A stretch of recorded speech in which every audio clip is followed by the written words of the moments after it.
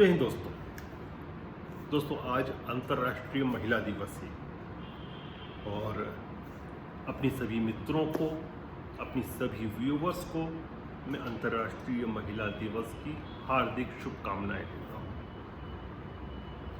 लेकिन अंतर्राष्ट्रीय महिला दिवस तो मैं बात करूँगा अपने राष्ट्र की।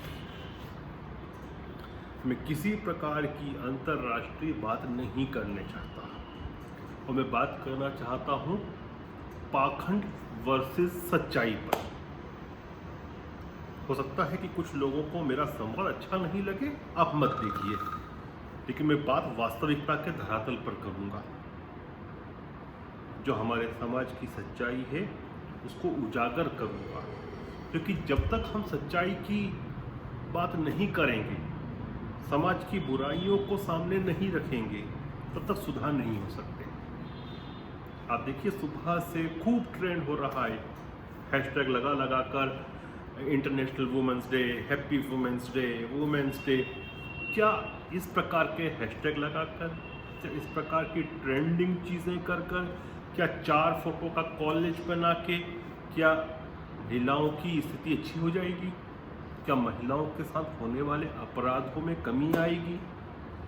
क्या महिलाओं की दशा में कुछ उत्थान होगा? नहीं होगा। ये सब पाखंड की तक ही है कि ठीक है, एक कर्टसी है, एक प्रोटोकॉल है कि आज ये दिवस है, इसकी विश कर दें।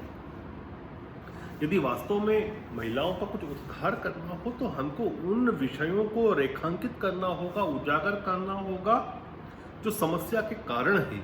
अभी कुछ दिन पहले देखा हमने, वो बच्ची आयशा, शायद दहेज का विषय था, उसने साबरमती नदी में कूदकर अपनी जान दे दी। उसके पहले वीडियो बनाया और अपने पति के विषय में अच्छा बोला, जिसके साथ उसके केसेस चल रहे थे, जिससे यहाँ प्रताड़ना हो रही थी, वो सब चीज़ें थी। उसने यह भी कहा कि एक तरफा प्यार कोई नहीं करना चाहिए। इस प्रकार की बातें, ये बहुत सारी चीज़ें सोचने को मजबूर करती हैं कि उसके मन मस्तिष्क में उस समय क्या चल रहा होगा।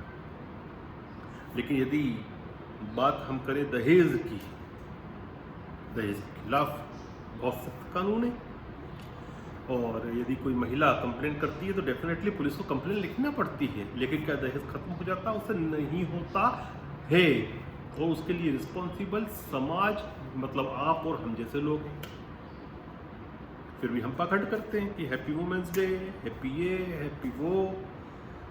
देखिए, हम जब भी कोई शादी में जाते हैं, बहुत सारी शादी में आप देखना कि एक बड़ी गाड़ी खड़ी होगी, एक एसयूवी होगी, एक मर्सिडीज होगी, कुछ होगी जिस पर नंबर प्लेट नहीं होता है, वो सजी हुई होती है। आप समझ जाते हैं कि ये दहेज में आई है। देखिए, फिर भी हम उन्हीं ही लोगों को जो दहेज का लेन देन कर रहे हैं उनको शुभकामनाएं देते हैं। और कई बार लोग बोलते हैं कि अपनी बेटी को उन्होंने अपनी स्वेच्छा से, अपनी खुशी से दिया है। अरे भैया, तुमने अपनी बेटी को स्वेच्छा से दिया है, खुशी से दिया है, लेकिन तुम्हारी खुशी जो है उसकी बेटी को जूते पड़वाने का कारण बनते हैं। मैं यही शब्द यूज़ कर रहा हूँ, बुरा लग सकता है, जूते पड़वाना, क्योंकि दहेज के लिए बेचारियों को तकलीफ दी जाती है ना। थोड़ा मुझे सख्त ही बोलने दें। जो अफोर्ड नहीं कर सकता उसकी बेटी को प्रताड़ित करने का कारण बनती है वह बड़ी गाड़ी जो शादियों में खड़ी रहती है, और हम लोग जाकर उनको गले मिल के उनको बधाई देते हैं, उनको बुकेज देते हैं। आपकी खुद की खुशी, क्योंकि आपके पास पैसा था, आपकी बेटी की खुशी, दूसरे की बेटी को जूते खिलवाओ। ये सच्चाई है हमारे समाज में जो हो रही है, और हम लोग उन शादियों में बुफे में खाना खाकर आते हैं। बस अब बंद करो इन सब चीज़ों को, ऐसे लोगों का बाइकआउट करो। आपको देना है ना अपनी बेटी को खुशी से, तो दिखा क्यों रहे हो? यदि बेटी को खुश करने के लिए अपनी खुशी से कोई चीज देना चाहते हो, चुपचाप दो। चलो मानते हैं कि आपकी खुशी से आप दे रहे हो, दहेज नहीं हुआ, किसी ने डिमांड नहीं की हो तो दहेज नहीं हुआ, फिर दिखा क्यों रहे हो उसको? ताकि दूसरे की बेटी को प्रेशर आए कि तेरे बाप से लेके आ। यही है ना, इसको बंद करना होगा। पाखंड बहुत करते हैं। हमने देखा कि अभी कोरोना के समय स्कूल्स बंद थे, ऑनलाइन पढ़ाई टीचर्स करा रही थी। आप सोचिए, ज़्यादातर टीचर्स ये सब महिलाएं थी, और इन महिलाओं को कैमरे को फेस करने की आदत नहीं थी। जब वो बच्ची या वो महिला जब पढ़ा रही थी कैमरे के सामने ऑनलाइन, तो उसकी जो इमेज थी, जो उसका वीडियो जा रहा था, वो कई घरों में जा रहा था, तो वो कैमरा कॉन्शियस थी कि कई लोग देख रहे होंगे मुझे, छात्रों का अतवादी हो सकता है देखें, हो सकता है लोग इसके स्क्रीनशॉट लें। लोग क्या कर रहे थे कि फीस नहीं दी जाए स्कूलों की। ज़्यादातर स्कूल, बहुत से बड़े स्कूल हैं, मैं मानता हूँ, जिनके पास खूब करोड़ों रुपये का बैंक बैलेंस होता है, लेकिन ज़्यादातर स्कूल जो फीस आती है उससे सैलरी देते हैं।